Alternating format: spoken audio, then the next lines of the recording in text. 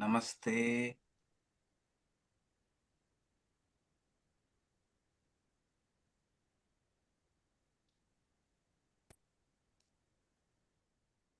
All right. We'll start with the peace chant.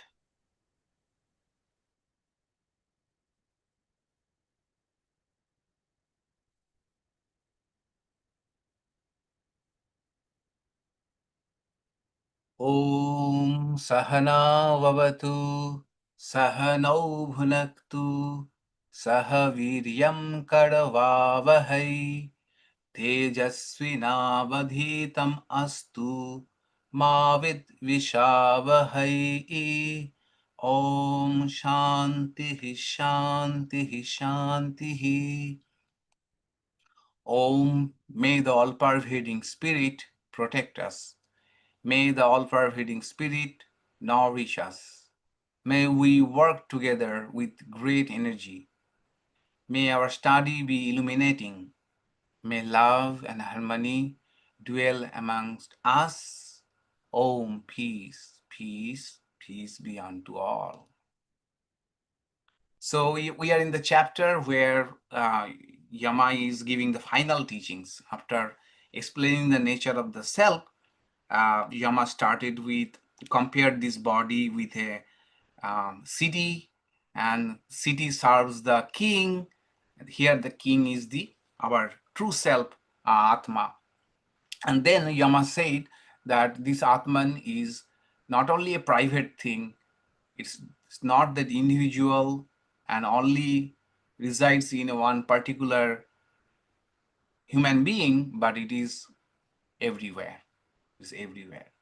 And third verse said that two prānas, the prāṇa and apāna, the vital energies, they themselves are function around this conscious principle. They themselves do things, but they are in the service of the indwelling spirit. Because of this indwelling spirit, everything is functioning. And so all the devas, in the sense of all the organs, sense organs, serve these our atma. It's for the purpose of the atma. So that is what we have read so far. And now Yama says that what happens at the time of death? Who goes away? Who goes away? Suppose I have seen someone, known someone for 30 years, and I I'm with him or her at the time of their death, and I see the same person, same all the things, eyes, ears, brain, everything is there, but we say that he's gone, he's gone. So who is gone? Who is gone? The point is that this next verse is trying to make us think that Atman is not identical with body, because even if the body is there, there may not be any human being, any person behind that. So body, those who think we are only our body, that is a thinking point for them. The next verse. Okay, let's take a look at it. Verse number 5.4.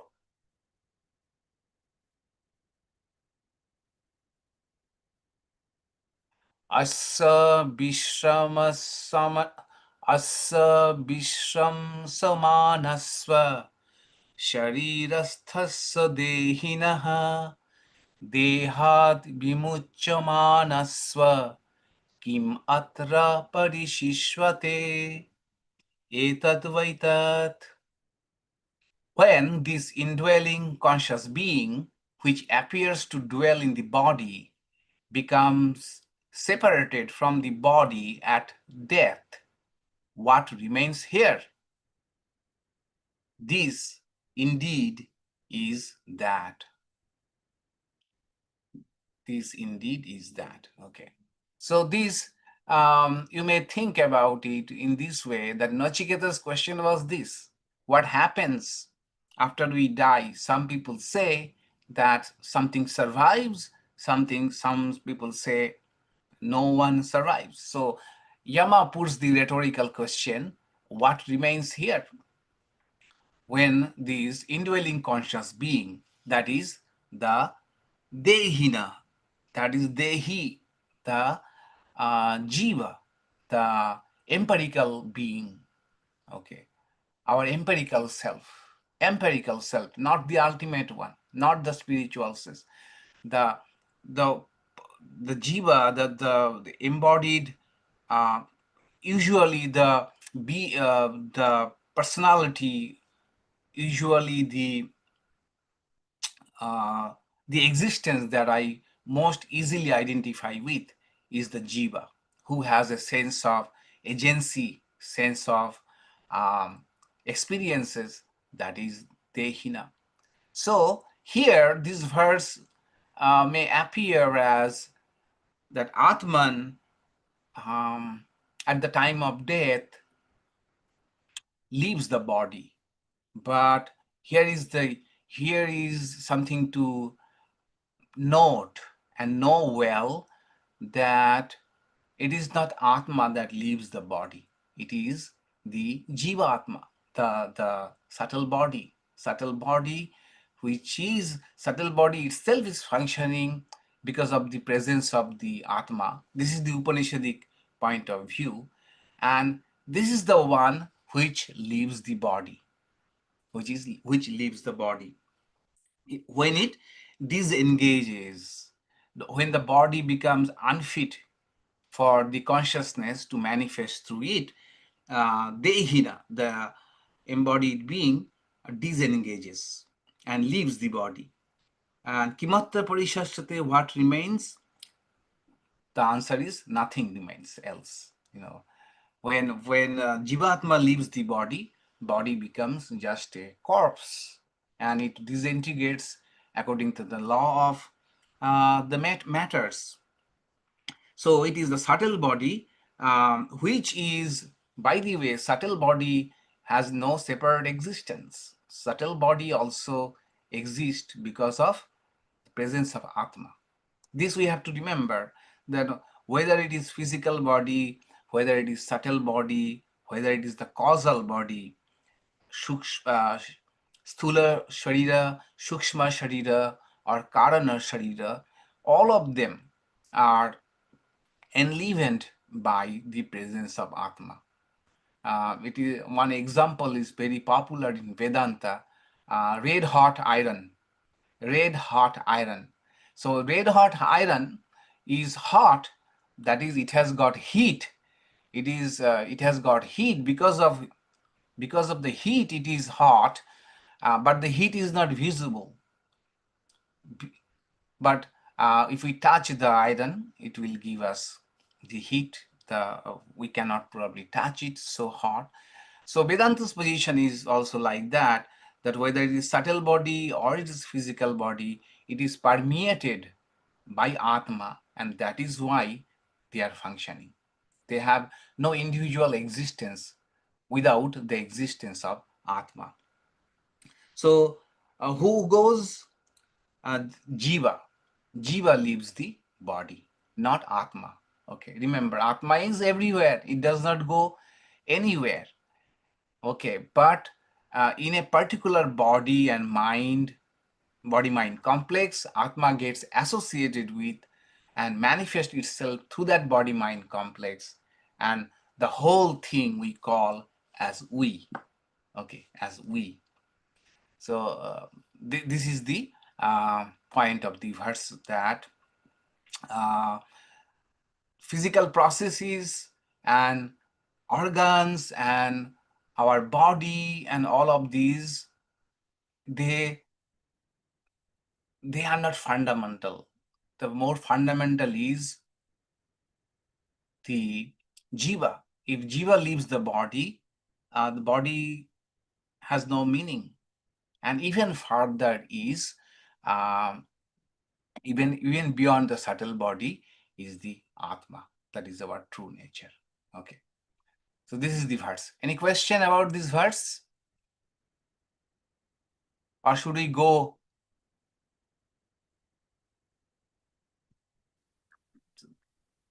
So Maharaj, one question. Yeah. So where does jiva go when it leaves the body? It will come. Like It will come. It will come. It will come in a next verse. I mean, in a following verse. Okay. Okay. Yes. Any question? Yes. Mukherjee. Maharaj, where this Atma is actually prana leaves and body falls. So prana is the vital force. So in the absence of which body doesn't have any meaning. So Atma and prana, the differences, or what is that actually? Yes, yes. Prana is the Prana, energy. what? Prana is energy. Yeah. Prana is energy, but prana in association with, because of the presence of Atma, it functions. It does its job, maintains the body. Okay. Okay. Yes. So here in this verse, when it says śarīra-sthasya dehinaḥ means the jiva, the empirical being, one who leaves the body. Okay, not Atma. Okay. Yes. Thanks. Thank you, Maharaj. It cannot be proved. This verse cannot be proved scientifically. It's a worldview. It's a worldview. Okay. In fact, I was thinking the opposite view, that the materialist will say that because of the death of the body, the person is no more, no more. Atman, if I take your position, Atman is present all the time. It is never dies, never is born. Then it appears that it is the body and mind and pranas which determine whether the Atman gets manifested or not. In that case, body it becomes more fundamental. It overpowers the power of Atman. Is not it? That is the logic they may put forward. Okay, that is the logic they may put forward. Yeah. So which is more fundamental, consciousness or physical body? Physical body means brain, and the scientific view is consciousness is an emergent property in the brain. You know, consciousness is a phenomenon, epiphenomenon, which rises from the complex organ called brain. Okay, so it cannot be what Upanishad is saying cannot be proved scientifically, but it's a worldview, a spiritual worldview. Okay, and moreover, it is not fundamental. One can take it, leave it, but Vedanta still remains valid. Vedanta will still remain valid. Vedanta will ask the question, who is the ultimate subject? Okay, this is the ultimate question of Vedanta. Who is the ultimate subject? Ultimate subject. That is the ultimate question. Yeah, Karen.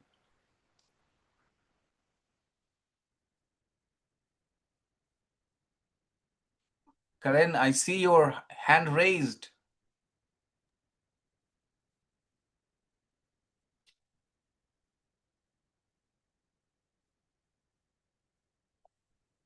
Okay, probably she's having connectivity issue. So let's move on to the next verse. Okay, easy one, next one.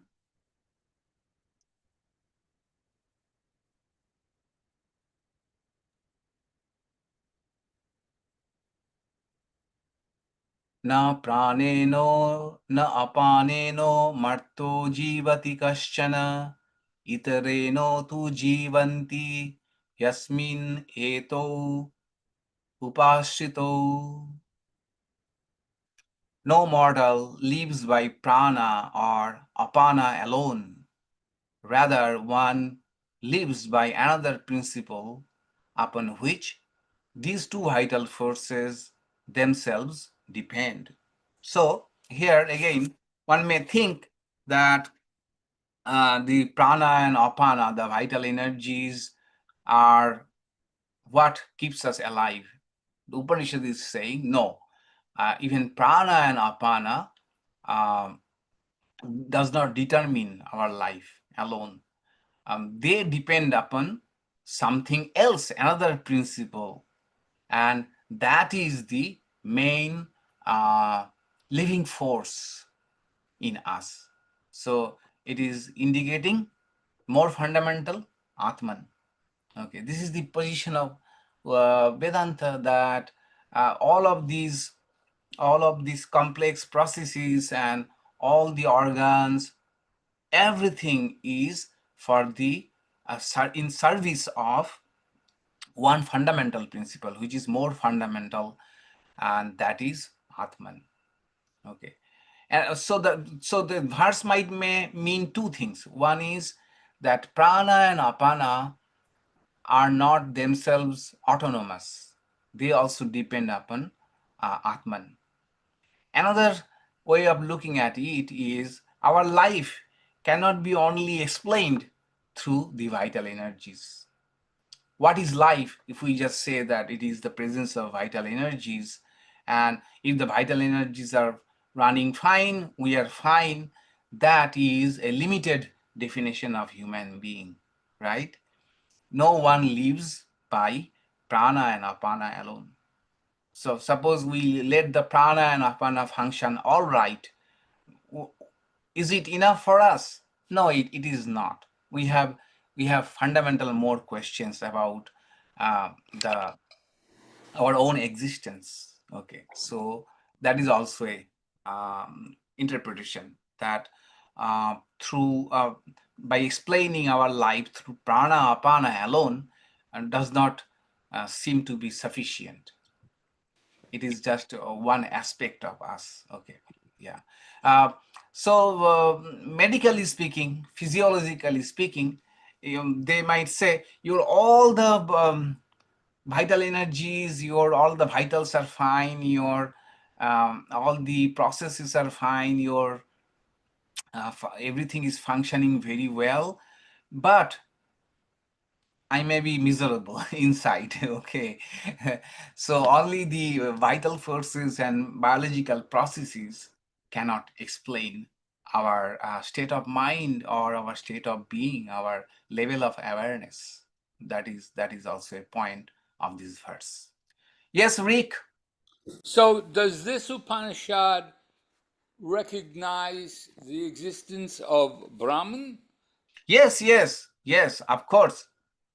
Sure. So how does it differentiate? I mean, I'm asking this, does this Upanishad differentiate between the absolute status of Brahman and the relative status of Atman? Atman and Brahman essentially are the same thing. It is just the level. Individually, when we are thinking of Brahman as an embodied in me, expressing in through me, it is being called Atma. Okay, Atma. But the Brahman has not changed anything by through manifesting myself. Just remember the analogy of water, as you said, wet water in the ocean, and the wetness in the water of a glass, inside a glass. So there is essentially there is no difference. Essentially, okay.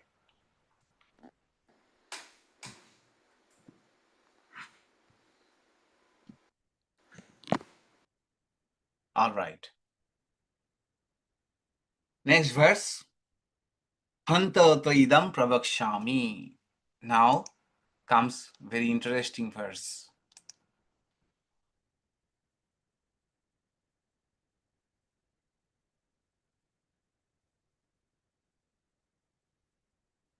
Hanta te idam pravakshami guiham brahma sanatanam yatha cha maranam prapya atma bhavati Gautama. Now, O Gautama, I shall tell you the profound secret of the eternal Brahman and what happens to the individual after death. Hanta, hanta, the word means well, then. Okay. So it may mean one thing, one meaning could be something, well, now something important is coming. Okay. So draw that attention of the listener. Another way of interpreting hanta means well then, that is now. And this now is what we come a full circle now. You remember, Nachiketa asked the question, what happens to us after we die? Okay, and if you look at, this is the direct answer. Although we have several times encountered something which is the direct answer to the question, but the most direct answer to Nachiketa's question, that what happens after we die, is probably this one. Well then, now I will tell what about two things. One is the secret Brahman, another is what happens after we die. Okay, so full circle. One is Guiham Brahma. Guiham means secret, secret Brahma. Why it is secret?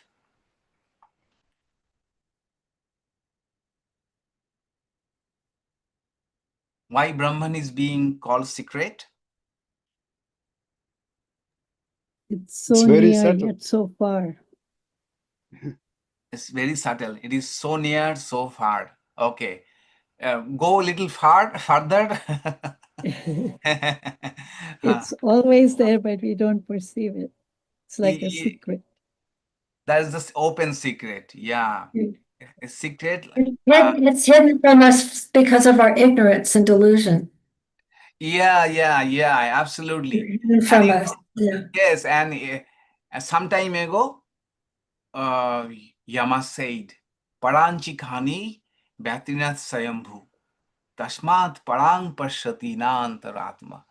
Because by nature, our mind and senses are outgoing. So we don't want to look inside. So things outside, happening outside, they only, we attract us, but we don't try to probe inside. And that is why Brahman is called Guiham, secret.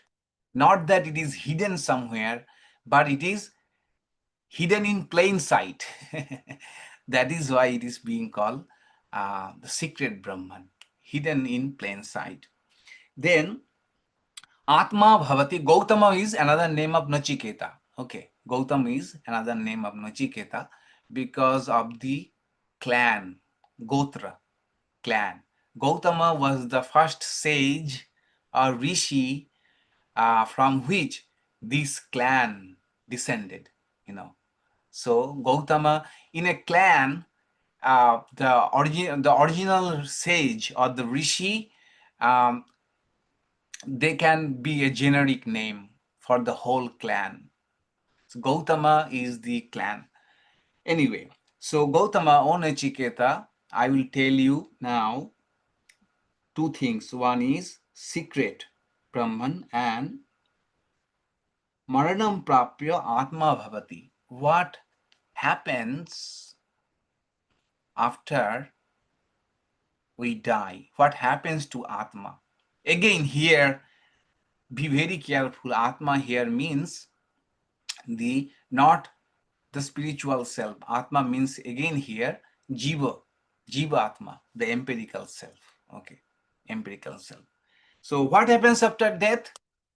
What happens after death? So interesting here. Listen to it. This is very interesting. What happens after death? Body dies. Okay. And the jiva, the subtle body, it transmigrates. And atma does not happen. Nothing happens to atma. Now, the question is, which one I identify with? So if I identify myself with my body, I disintegrate at the time of death.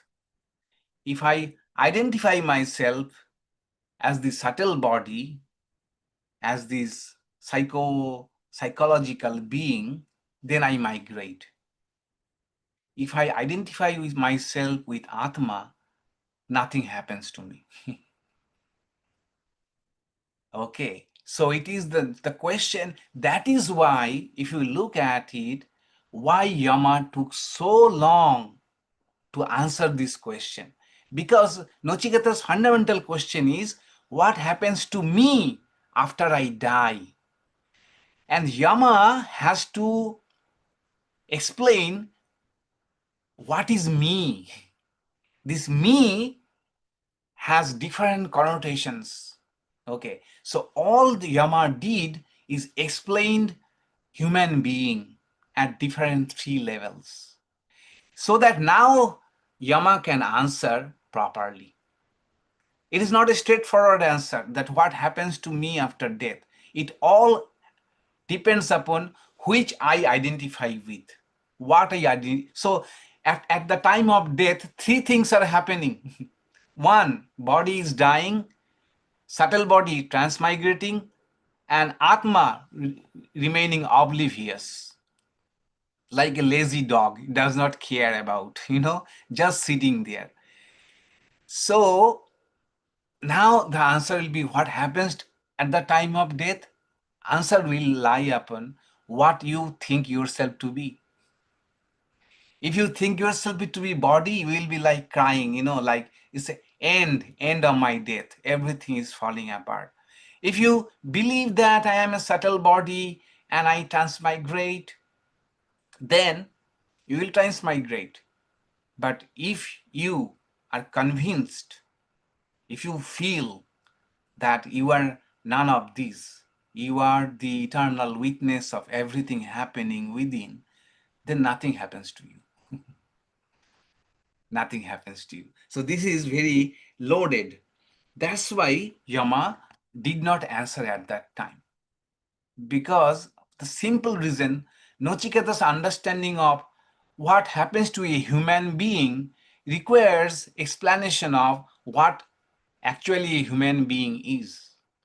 Suppose Yama would have said right away that after death, death does not happen because you were never born and you will never die. This would not satisfy. And if Yama said, yeah, at death you die, end. But that is only a very partial view of who we are. And Yama would, if he said, yeah, after death you transmigrate to another body. Actually, that is the next verse, how we transmigrate.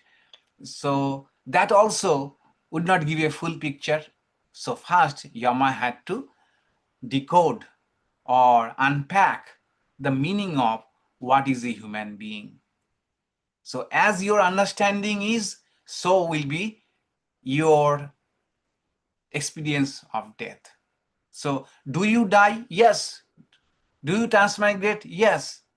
Do you don't die? Do you immortal? Yes. All the 3 are all the 3 are true at 3 different levels.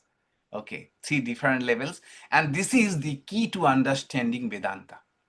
The key to understanding Vedanta is to remember that the 2 levels of reality Vedanta Upanishad speaks about. One is this empirical reality, vyavaharika sattva, where everything should be as per the laws of the land. Okay, that is a reality. That is the reality. For example, even though I am Atma, I am now giving a class on Zoom, so I have to follow the rules of the Zoom. the quality of the light, of the audio, all I have to follow. So this is Vyavaharika Sattva. This is empirical reality about me. And suppose you ask me an annoying question, I will get annoyed. This is empirical truth because I am embodied being. I also have a mind. But the paramarthical level is I am all of this, but I am also transcend all of it. Okay. If I can transcend all of it, and if I am convinced, if I feel that I am that pure witness, just witness, no object in the witness, pure consciousness alone, ajat tada drashtu sarupe avasthanam, when the witness just by itself, then for such a person, if we can do that, if we can have that level of understanding, then death means we don't die. We don't, because it becomes our reality, it becomes a matter of experience that I am none of this. So changes and death in all of it is not actually death of me. Death of me. Okay. So I will die bodily, and my mind, if I believe in Vedanta, will transmigrate. But the most correct answer is nothing will happen to me. I am what I am, and I will continue to be. Okay. So this is the interesting verse. Any question about this verse?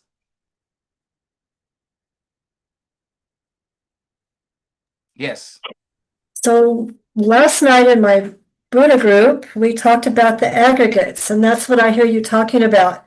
The body, the identifying, the the metaphor was a dog tied to a post, and the post was identifying with the body and the mind and consciousness as real. And that to be freed from that, you have to break the tether from the post. So I hear you talking about breaking the tether from the post. Yeah. To be free from transmigration. And if you're not free from all the aggregates, you still have to transmigrate. Yes. But the question is how to break the tether to the aggregates. That's the question. Yeah. And it is interesting, it requires a lot of thinking how to break the fetters. Now, if you look at all the religion and all of them are different ways to break the fetters. Okay. And even in Vedanta also prescribes so many spiritual practices, right?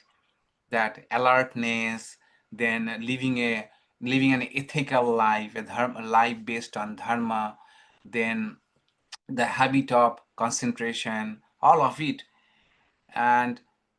But the fundamental one in non-dual Vedanta, these are preparation, but the real practice is to identify ourselves with the witness. Identify ourselves with the witness. This is the core practice, which is not easy because the witness is so elusive. The moment we try to identify with the witness start functioning as a witness, and very soon we are lost into what appears to the witness, what is presented before the witness. We get carried away by that particular thought, particular feeling, and the witness awareness is gone. So all of the fundamental practices is to make our mind ready so that we can identify ourselves more and more with the witness. So a person who has never ever had a deep meditation, they would not even understand what it means to be the witness, pure witness. It will remain in an intellectual level what it means to be a witness, and so different questions will come. What is the witness like, and do I then continue mantra or not? Do I still visualize or not? Do I still do dhyana and not? These are all theoretical questions, and it will keep coming until someone has at least, even for a moment, experienced being a pure witness. Witness without anything to be aware of. It's a big thing, okay? It's a big thing. Just witness, pure witness, okay? Not any other thought, just the witness.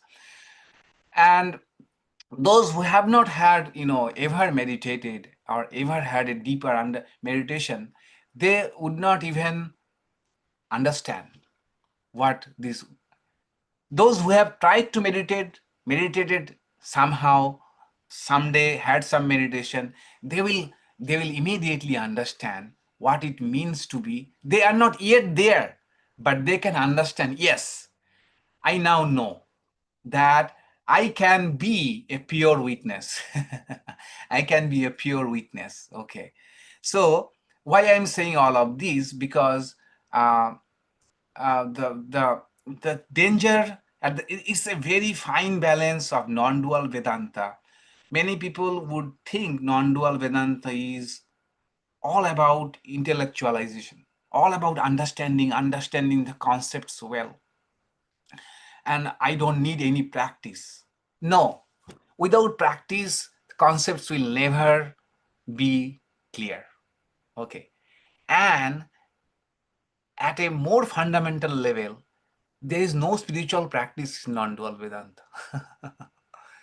in non-dual Vedanta, actually, frankly speaking, it is quite dangerous. There is no spiritual practice. Just we identify yourself with the witness self. But the problem is, if we don't know what is the witness self, then we may misidentify with other things, with our ego, with our ambitions, with our usual thought pattern. Okay, that's why non-dual Vedanta prescribes some practices. So what is happening here is uh, almost like you have gone to play soccer and the coach will tell you many things like run, then do dribble and swim. None of them are directly related to soccer, but all of them will be beneficial when you will play the soccer. And finally, they will say, playing is not the main thing at all. For example, the best soccer player right now is called Messi of Argentina, right? And you will be surprised that it is not his skills that matter. You know why he is the best player? Do you know the reason? Have you heard any analysis or expert commentary? Well, his main reason is his attention. Attention. He does not run. He just stand in the midfield, but extraordinary level of attention with which he is scanning the whole field and has an intuition where he should not be. And that is where he goes. That is where he goes. Okay. It is all about attention, not that he is a great runner, he can dribble, he can do many tricks. These are all supporting, but the main thing is his attention. Okay. So for non-dual Vedanta also, that's why you will see Yama gave lot of spiritual practices before answering all of these questions. Okay, that yes, identify yourself with the witness, with Atma, but that also requires a sustained practice. Sustained practice, because the thing appears to be very easy, like flipping off a switch. I'm identifying now myself with the contents of awareness. I have to just identify myself as the awareness. And I have to be firm in that identity. I am the awareness. Okay, that's it. But it is not easy in practice. Okay. So in Vedanta, fetters will go away only when we remain grounded in our witness self. Yeah. Yes, Rick.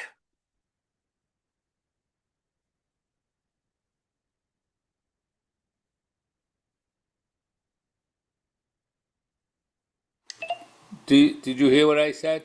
No. I didn't. I say you have answered my question in your previous statement.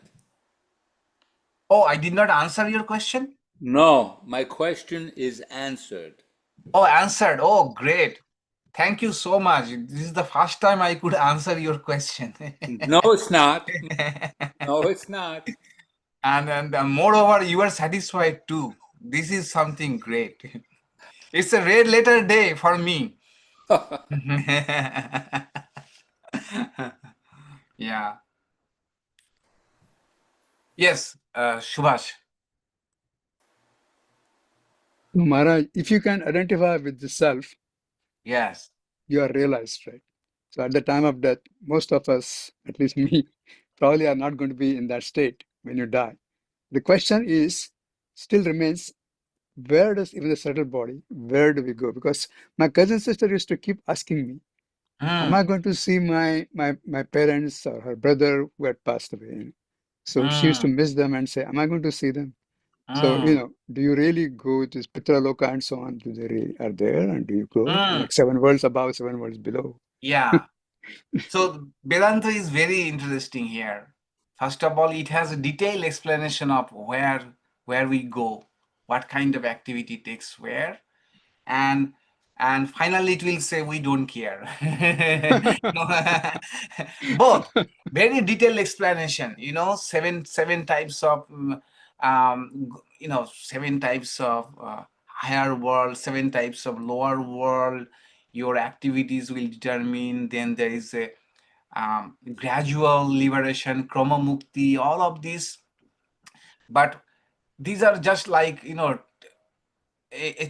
almost like a child wants an answer, so give the child a lot of things, but in your mind none of them actually matters, almost like that. Okay, so Vedanta's question is just try to identify with the witness. And what happens, this is interesting, what happens is Vedanta says when we identify with the witness, the subtle body loses its momentum.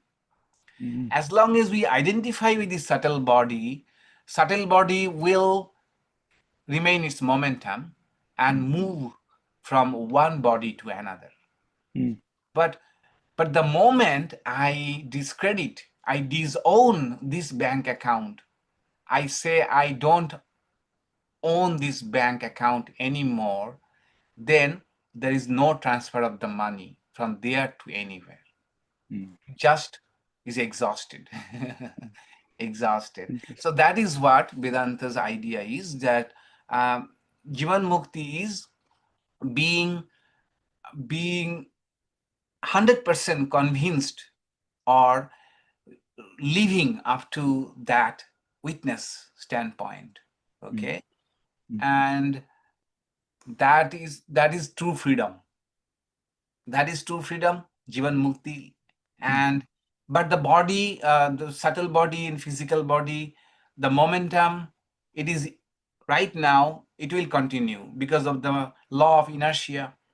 Even if you have stopped the car and have not yet applied the brake, the car will still go for some time. Okay, so body mind will continue for some time, but at the time of death, subtle body, since it is not owned by anybody, the aham, the karta, aham, the agency is not there anymore. So subtle body cannot tolerate such a ownerless situation. Is very, it cannot run a business when it cannot identify the owner. Okay, it disintegrates because its function was to serve an owner. As long as you are identifying yourself with your subtle body, it has an owner, it has an incentive to please the owner. As long as at the moment we disown it, in the sense that this is not totally of me. This is my functional self. This is my empirical self. Then subtle body, after the momentum is over, it stops there. That is called videha mukti. You know, in first verse it was said, vimucyamānasya vimucyate.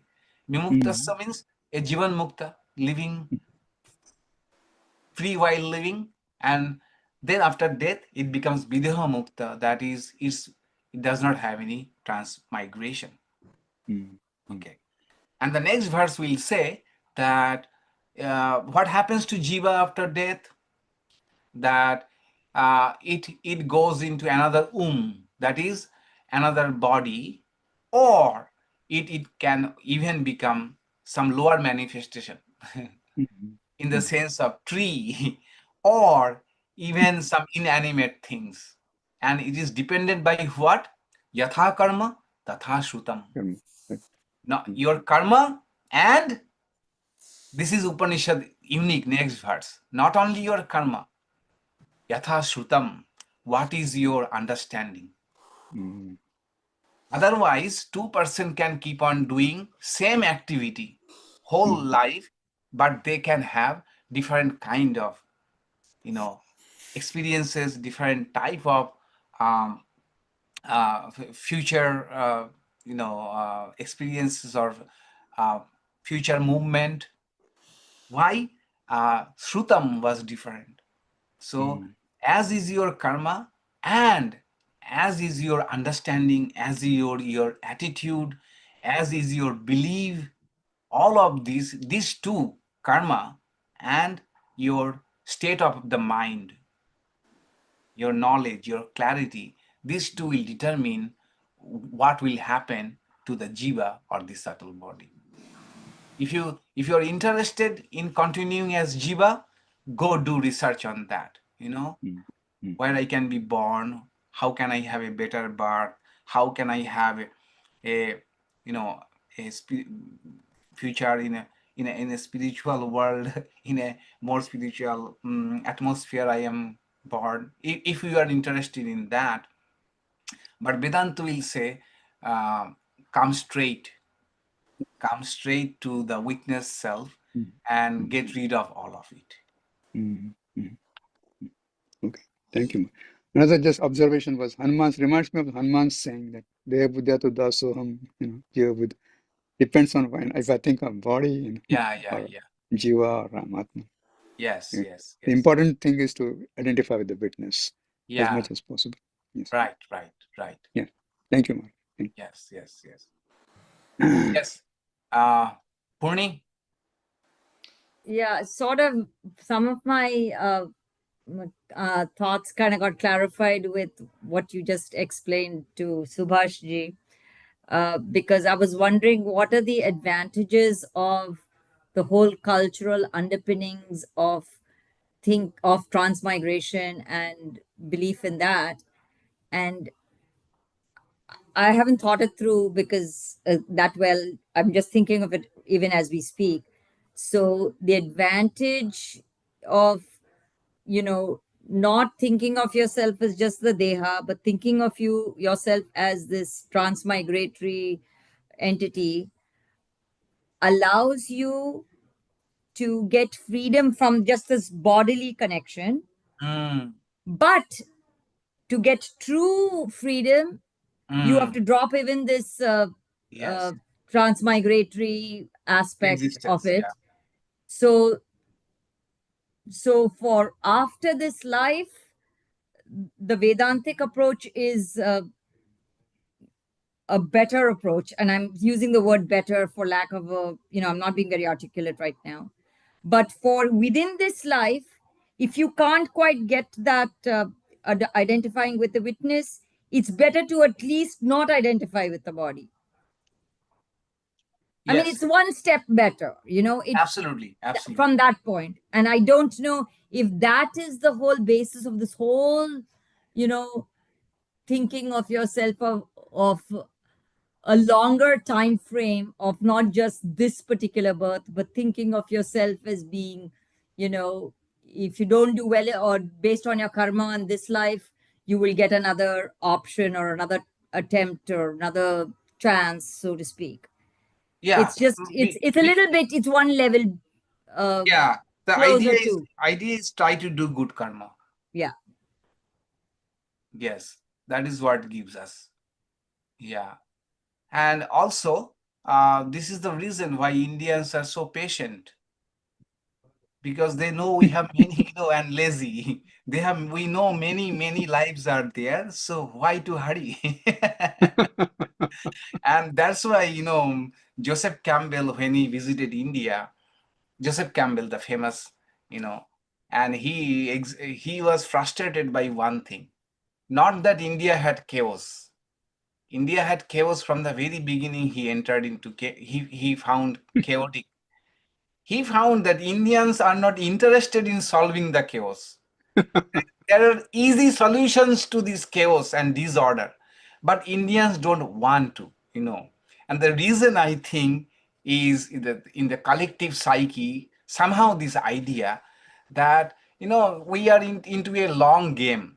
Indians used to play, Indians were fond of test cricket, which will bore you to death. 5-day match, 5-day.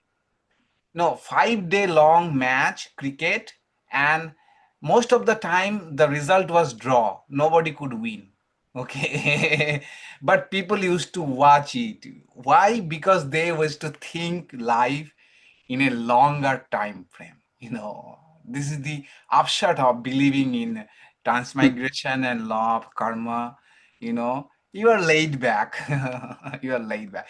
Just like New Yorkers say, the Californians are laid back. Lazy Californians and laid back Californians. So also we would say that believing in transmigration make it little easier. Yeah. Yes, Karen, you want to answer? Can't hear you. No. What's the matter? Your mic is on.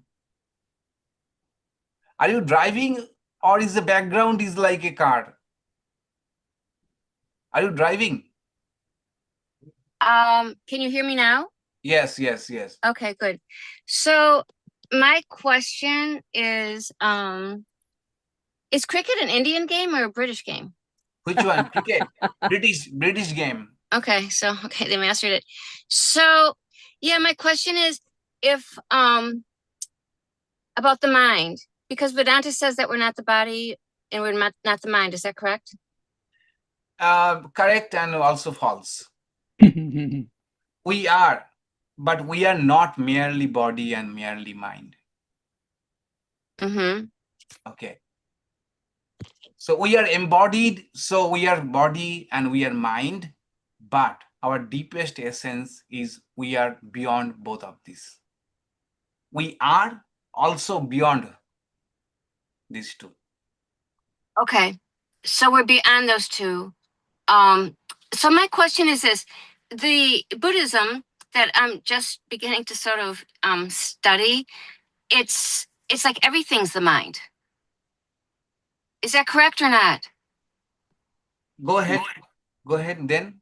Well, is that correct? Because it's like, I just thought it was very interesting since Buddhism is evolves from, it's a response to Hinduism, correct? Yes. The Vedas, the ritual. And I just find it very interesting how for them, it seems like everything's in the mind. Mm-hmm. Everything's impermanent, but it's all in the mind. There's nothing sort of like beyond the mind. Mm-hmm. So, I mean, that's huge. I just think that's a huge difference.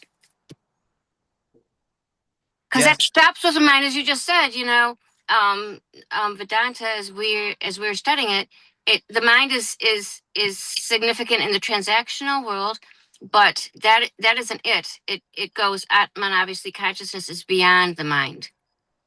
Mm-hmm. But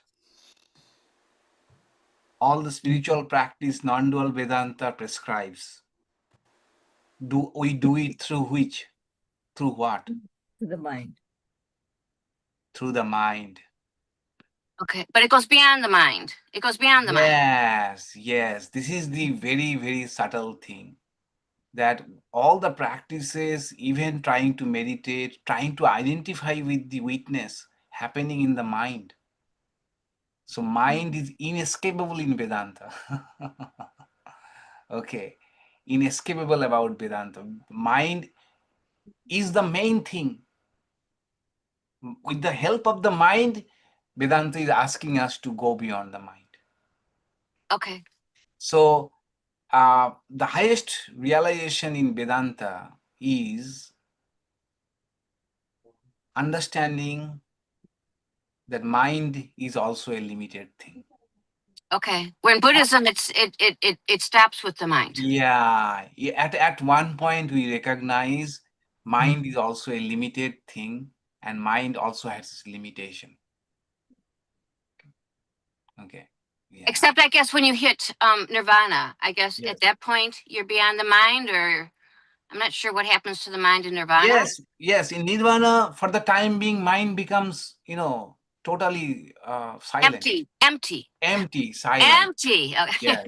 Okay. Bingo. Mind, because, and this is the language of both yoga and Vedanta. Vedanta is talking from the standpoint of a witness. Witness alone. There's nothing to witness. What does it mean? Empty mind. Yoga says chitta vritti nirodha. There is no thought wave. What does it mean? Empty mind. No other thought. No other thought. So think of it in this way, whether it is Buddhism or yoga or Vedanta, especially the spiritual paths which are wisdom based, not God based. Okay, in Right. all of these paths, the fundamental thing is two, that there is one witness and rest of the things are the contents of the witness. In other words, there is a subject and rest of the things are object. Okay, how to identify ourselves purely with the subject when there is no object in place of it, in front of it. Right now I am experiencing the atma, okay, but this atma is experiencing through cognition. So objects of awareness is present and it is caught up. Object and the awareness of the object, these two are caught up. And what Upanishad is trying to say, just pure awareness. Just pure awareness, and it is a state, and after it has become once it becomes a state, it becomes a trait. Okay. Okay. One has to first get into this state, and then the state will become a trait. Which you can really only do by meditating. It can happen through meditation. It can happen through deep reflection. It can happen in several other ways. But the thing is, one is not enough. Once you have this state or this experience, this realization, whatever we say, we have to, that is the start of the practice, because now we are convinced that what we are talking about is true. Now what I have to do? I have to dwell more and more on it. This is the role of nididhyasana, Vedantic meditation. Okay, that more and more try to identify with the witness self. But for that, we have to have at one point some experience of what it means to be the witness. Okay, the state will become a trait. That's wonderful. Did I answer your question or did I confuse you more? No, you totally answered my question. Great. Thank you. Thank Could you I so hit much. nirvana? Could I hit nirvana?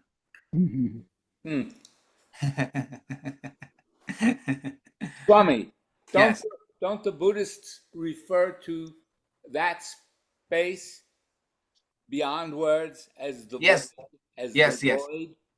Yes. That is there. Wait, and doesn't it say in the books that words don't go there? Right. Because you see, this is my thinking, words are boundaries. Yes. and there are no boundaries in the absolute. Right. So to go there, you just said it.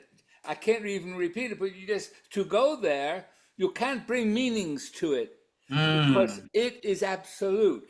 Yeah. It's the witness of all it generates. Right.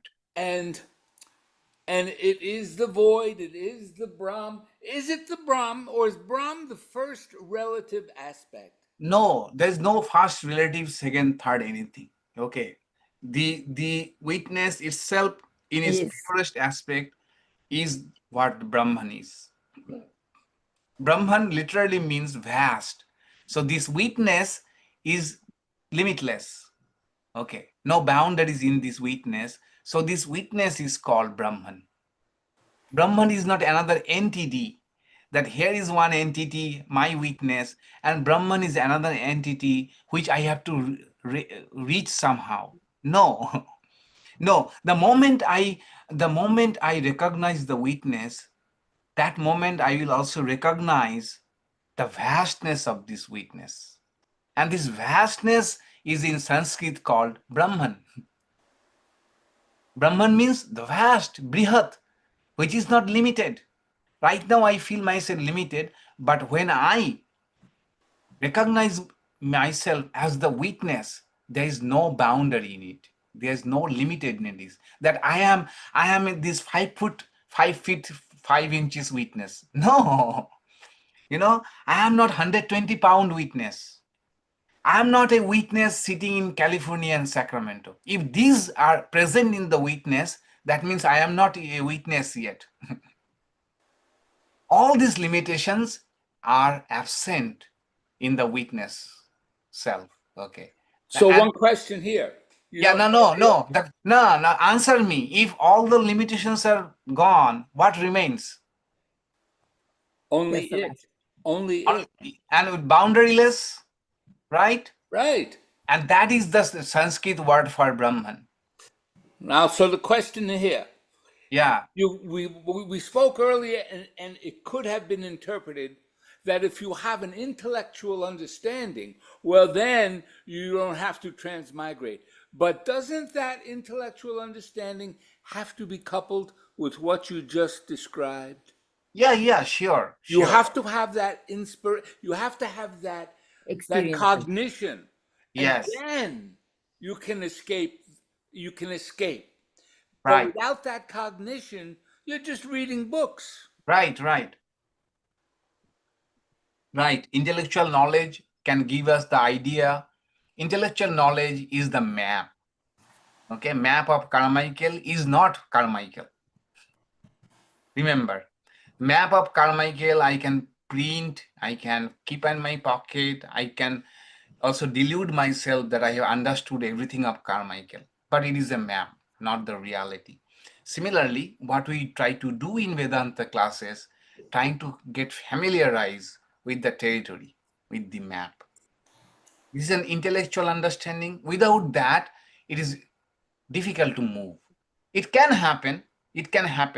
Many people, Ramana Maharshi, Sri Ramakrishna, and many other people who did not have to do any intellectual thing, it first appeared to them. The realization appeared. Then they tried to understand what happened, what experience we had. And then they found the answers in the Upanishads and other places. Okay, but for us who are not struck by lightning, we have to do intellectual understanding of all of it. But again, knowing that intellectual analysis forever would not take us anywhere. We have to understand the essence and have to bring it into the our practice. Okay.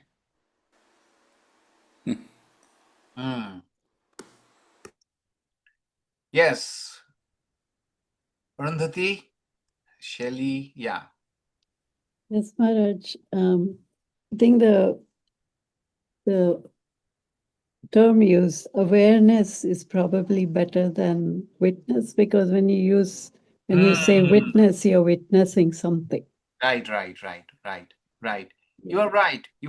At the same time, Why I use the word weakness, it gives some grip, you know. It is the grip, because ultimately, this is the fundamental of Digdishya Viveka. Who is the ultimate witness?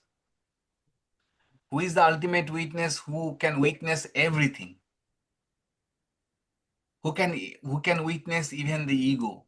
Not only mind, even the ego. That is my identity. Okay. So ultimate witness, who can witness everything and be established in the witnessing self. Yeah, you are right. To be philosophically correct, it is more pure awareness. Pure awareness. Yeah. Again, you know, the awareness entails something to be aware of. Awareness entails something to be aware of. Okay. Pure awareness is such a thing that it is, we are baffled. The awareness without being aware of anything, something we are not accustomed to. We are not accustomed to. So any term will have its problem. So that's why Vedanta says Shuddha Chaitanya. So why Chaitanya again? Why Shuddha? Chaitanya means consciousness. Chaitanya again, why Vedanta says Shuddha Chaitanya? Shuddha means here the consciousness alone. Nothing is interfering with it. Okay. So even a internal thought is an object. Internal thought is also an object. So it means it is mixed up, yet again mixed up, not pure awareness. Okay. Yeah. Yes, Mrs. Carmen. Well, first I had my hand up way back on karma. And I just wanted to say that it's always my feeling that intention is behind your acts is what shapes where you go. Your intention is what imprints your subtle body. You know, you were talking about two different people in different directions. Intent. Yes. So then I was very interested that Karen and Richard brought up Buddhism, and I'm not an authority. I've just been studying the suttas for about 6 years with a little group of people.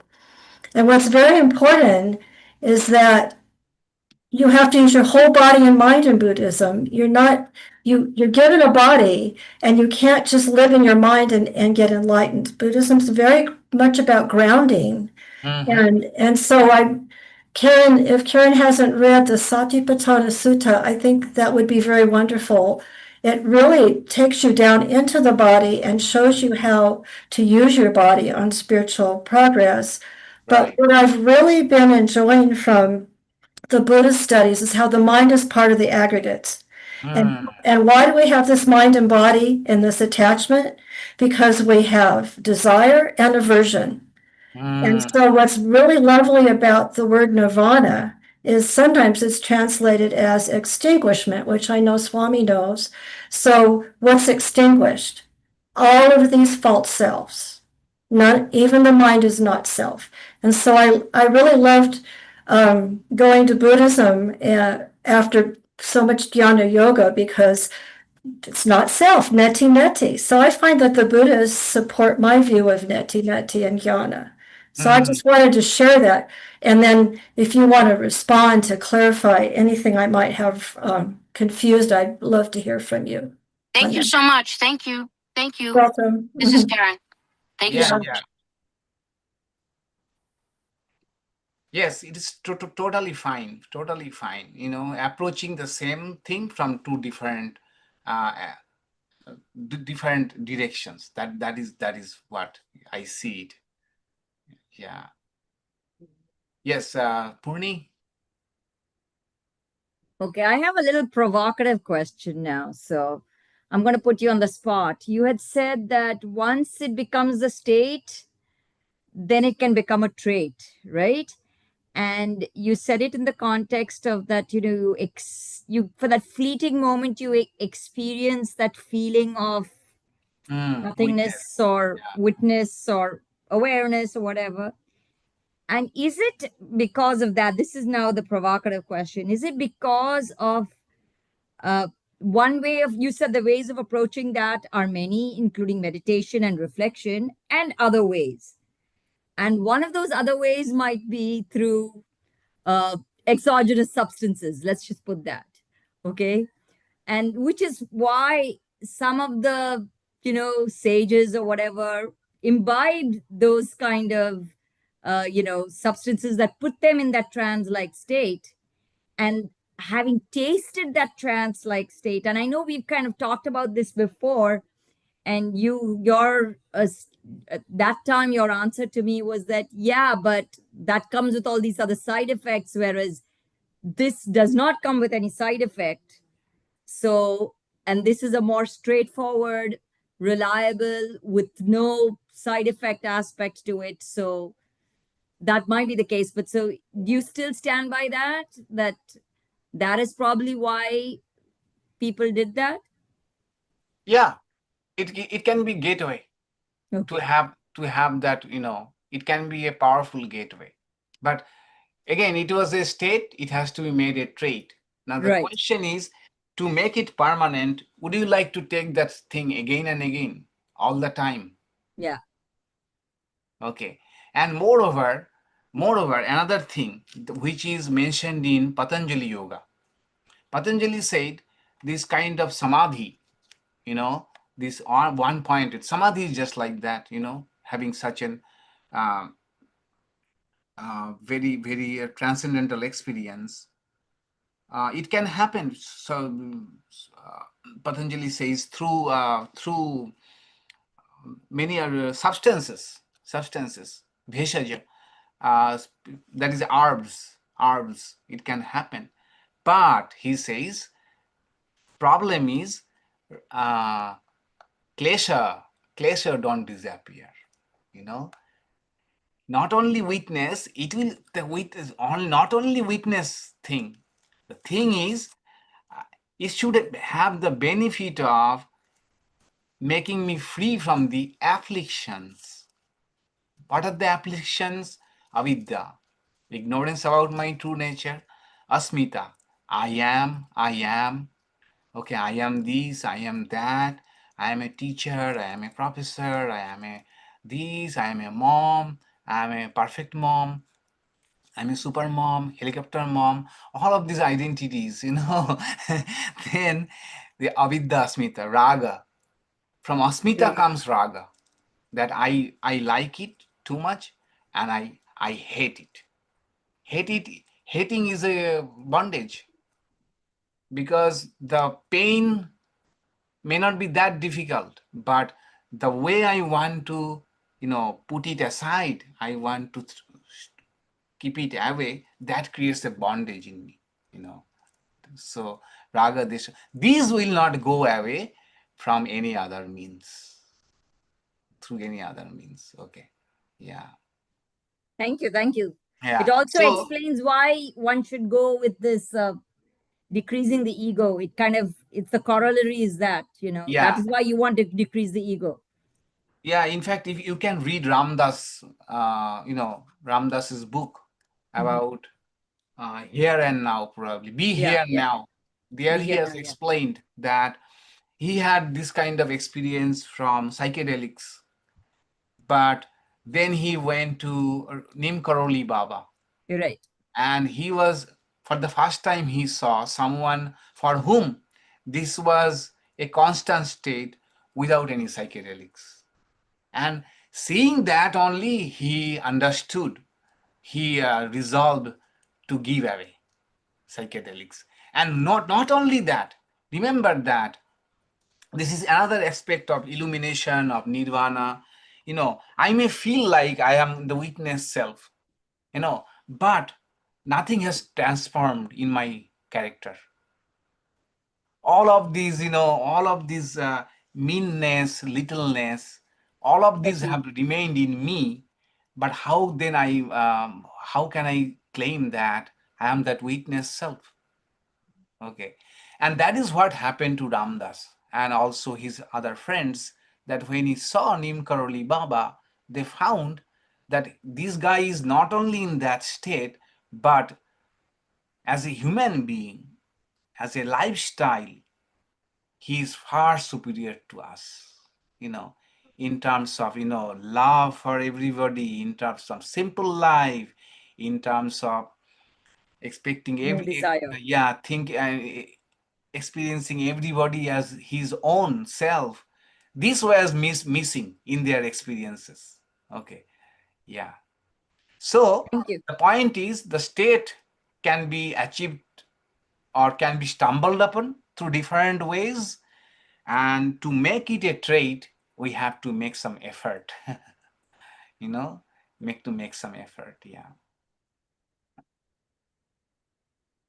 All right. So today's class ran longer.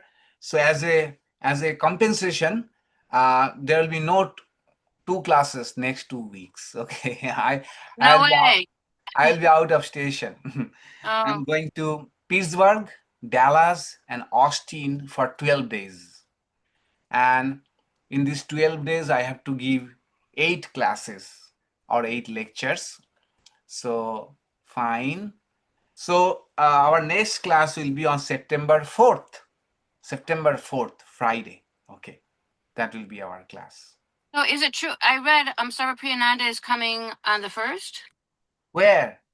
I thought I saw that on your calendar on August. Did I misread something? No, it was in July that he came. Oh, I thought it said, okay.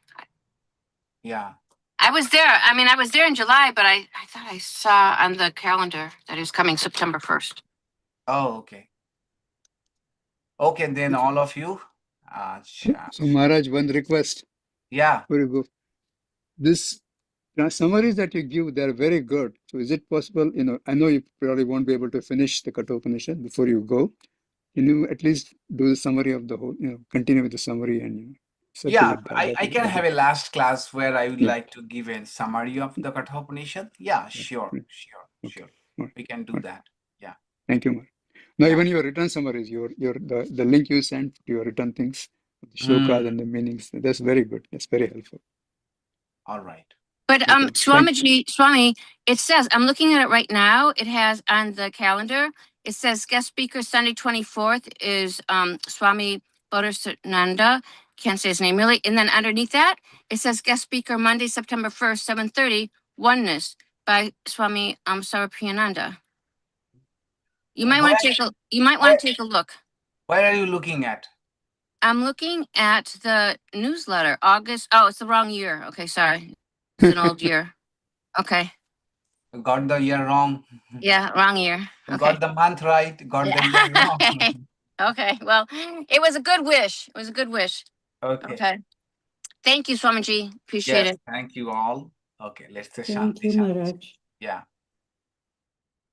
Om Shanti, Shanti, Shanti. Om peace, peace, peace, peace be unto all.